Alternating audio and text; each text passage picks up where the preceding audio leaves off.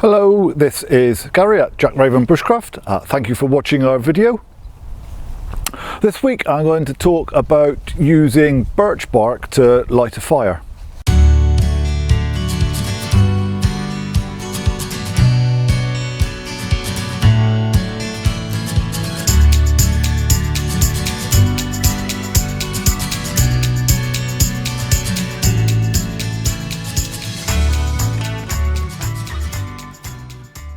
Birch is the second most common tree in the British Isles. It grows in a wide variety of habitats, ranging from the coast to moorland, to heathland, to the woods. So you are unlikely to be too far away from birch. And this is a good thing because it is really useful when it comes to fire lighting. When you're out and about, there are two species of birch that you're likely to encounter, certainly in the British Isles. So we have silver birch and downy birch. Silver birch, the branches in general droop downwards, so its Latin name Betula pendula, so like a pendulum. And then we have downy birch, Betula pubescens, and there the branches tend to go more upwards. The real way to tell the difference is to look on the leaf. So downy birch has a slightly downy leaf. It can get a little more confusing, so they can hybridize. Ultimately, in my experience, it doesn't make too much difference which one you find, whether it be silver birch or downy birch. They seem to have the same properties when it comes to their fire lighting. So one thing that they give us are lots of little thin twigs, which are fantastic for that first stage of kindling when you're fire lighting. But the other thing that birch will give us is bark. So the birch bark is super flammable. It works really well as a tinder.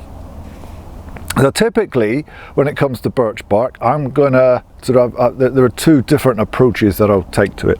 So one of them would be to take the outer bark, so this kind of stuff that I've got in my hands here. So that I've peeled away from a live tree. Now, in my experience, it is the young birch that tend to do the peeling. So on those, you'll see little curls of bark coming away from the tree. You can just pinch them and pull them off, and you're not going to cause the tree any harm. It is part of its natural processes, part of its natural cycle, something that the tree does. So it will shed bark like that, and as I say, you can just peel it off. You're not going to cause the tree any harm by doing so. Now, as I say, it seems to be, or at least in my experience, the ones that do the peeling are the young ones. And although we're talking about silver birch here, when they are young, they are more often than not sort of pinky, browny, purpley, and you can see that in the bark that I've got in my hands here. There's very little in here that's kind of white or silvery looking. It is all browns and purples and pinks and browns, that kind of colour going on. So those are the ones that you're going to be able to peel there and then and use immediately without harming the tree. The other method that you can do is to cut a slice of bark off a tree. Now, I'm always very, very wary when I'm talking to people on our courses about this one. And this is in large part because, well, Nicola and I, we like to explore the British Isles. There are some marvellous spots around it. And whenever we go off walking, or occasionally I should say, when we go off walking through woodlands and so on, we will find birch trees, live birch trees, where people have cut sections of bark off. This is a bad thing to do. It causes the tree harm. It allows infection to get in there. It could potentially kill the tree. So if the tree's alive, I'm going to peel bark off it. If the tree is dead, however, then I might well consider peeling sections off, or cutting sections of bark off the tree. So this is a piece of birch bark that has come off a dead birch, about 50 meters away from here. I found it a little earlier. So this just peeled off in my hand, actually. But again, I could use a knife and cut some off.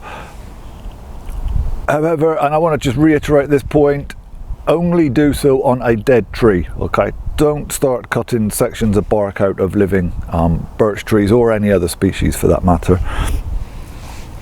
With this I do need to do a little more work. So here I need to use my knife and I need to scrape up. So the outside, so this is the outside of the bark, that was the inner bit against the kind of the wood of the tree. This is the outside, and so I can use my knife to scrape this away to make a little pile of fluffy shavings, and then I can ignite those. So I've got fire steel here, so this will light the birch bark in both states. So the stuff that I've peeled off a live tree and the piece here that has been that's been taken from a dead tree. Similarly, I could be using a lighter or a match to light either of these things. There's nothing wrong with that. I do like to just try to use some of the less modern methods, if you like, in that, and I try not to use lighters and matches unless I really need to. So I'm shall demonstrate. I need to just readjust the camera slightly, but yeah, I shall demonstrate how to light both of these different kind of birch barks that we have in front of us now. So first up, just we've got the birch bark that I peeled off a live tree. So yeah, I'm going in there with a fire steel on this, so thumb push. So often when I'm using a fire steel on this, instead of just kind of horsing lots of sparks in, I'll just kind of go with a couple and then see what happens. So I don't rush it. There we go, and there's a flame. This time around I've got the piece of bark that I've taken from a dead birch, and what I'm going to do is just use my knife here and scrape this up. I'm just using the tip of the knife to scrape some of that bark away.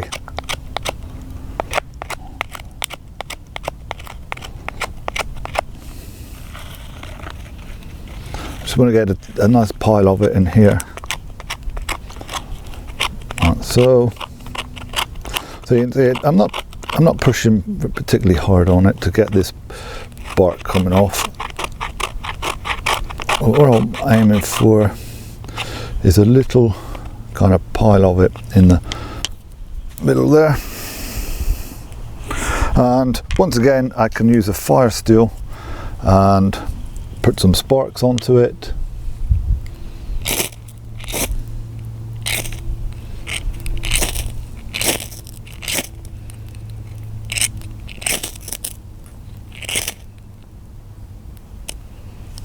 Right, so I hope you found that useful, guys. I hope it's something that you can add into your own bushcraft knowledge base and skill set, something you can take with you when you head off onto your bushcraft adventures. Make sure that you don't miss out on any future content, so subscribe either to our YouTube channel or to our blog.